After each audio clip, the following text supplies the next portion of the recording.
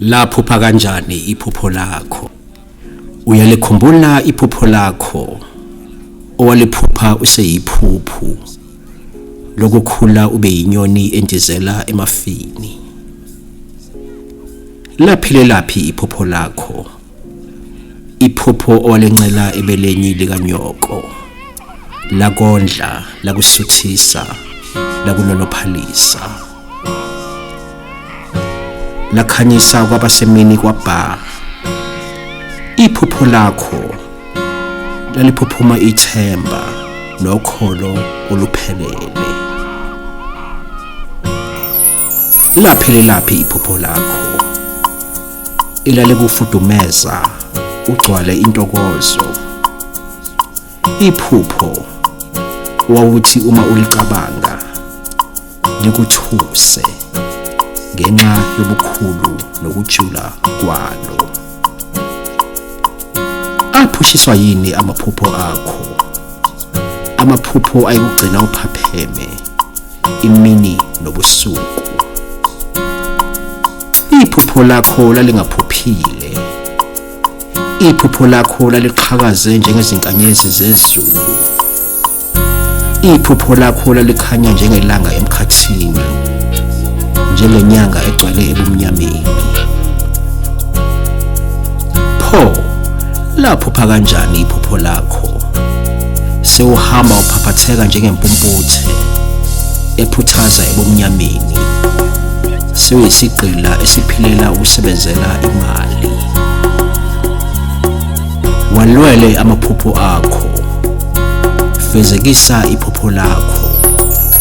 Uyazi yini ukuthi ukuba khona kwakho kwakufana nephupho kubazali bakho?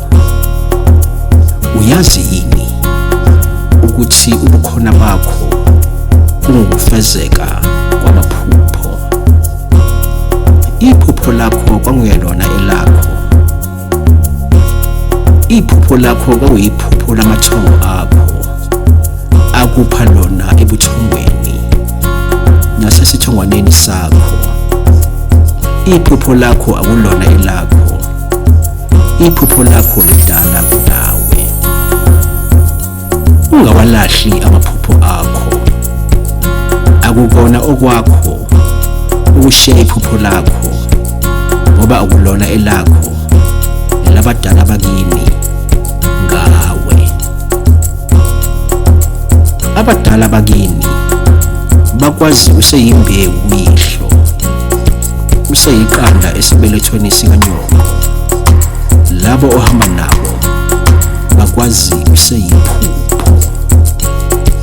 Iphupho lakho liyisiphiwo sakho owazalwa usembethe, usifumbethe entendeni yesandla sakho. Iphupho lakho liwubizo lwakho. Ungazinyezi ngephupho lakho, ungazihluleli ngephupho lakho. Uthi cha, vele lalelikhulu kakhulu ukuba lingafezeka. Wakholwa ukuthi iphupho lakho kwakuyiphupho nje. Philisa abanye ngephupho lakho. Uqonde ukuthi iphupho lakho alisona isiqhingi.